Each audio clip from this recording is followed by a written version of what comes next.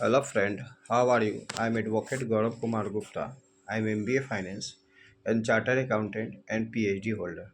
My project Derivative Market Future Trend Analysis और stock market and national stock exchange और Bombay stock exchange के विशेषज्ञ, capital market and money market instrument के विशेषज्ञ। आज हम टॉपिक डिस्कस करने जा रहे हैं BNSS सेक्शन 183 के बारे में डिस्कस कर रहे हैं। पिछले वीडियो में सेक्शन 183 के बारे में थोड़ा सा पॉइंट्स को डिस्कस किए थे।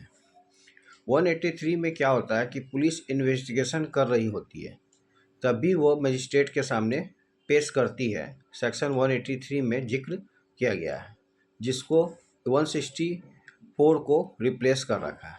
पहले CRPC में क्या था, 164 को अब BNSS में 183 में दिया गया है।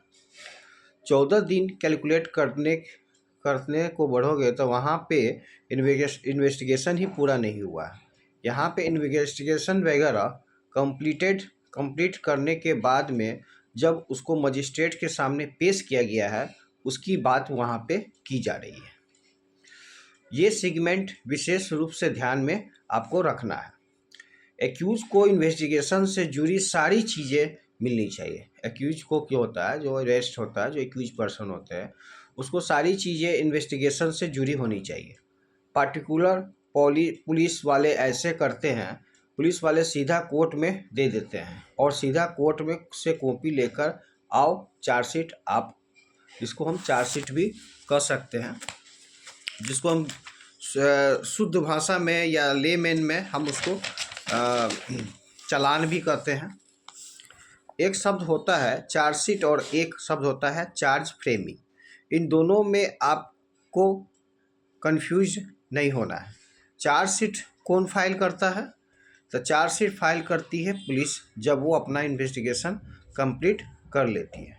चार्ज को फ्रेम करते हैं तो चार्ज फ्रेम करता है कोर्ट। चार्ज फ्रेम जो करता है वो कोर्ट, और चार्ज फ्रेमिंग एक सब्सिक्वेंट स्टेज है।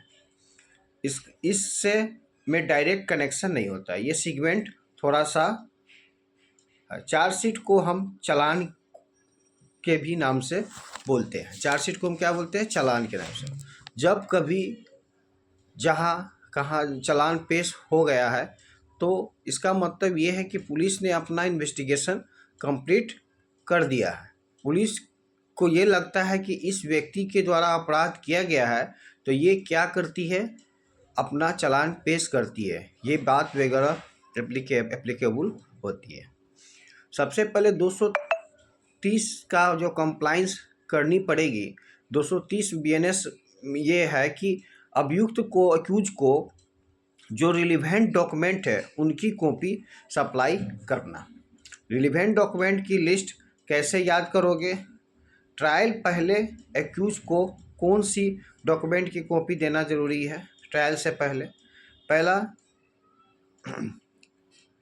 तो FIR की कॉपी, दूसरा CRPC सेक्शन 161 BNSS 180 और तीसरा CRPC सेक्शन 164 BNSS 183 के अंतर्गत। फिर CRPC final report section 173 BNSS 193।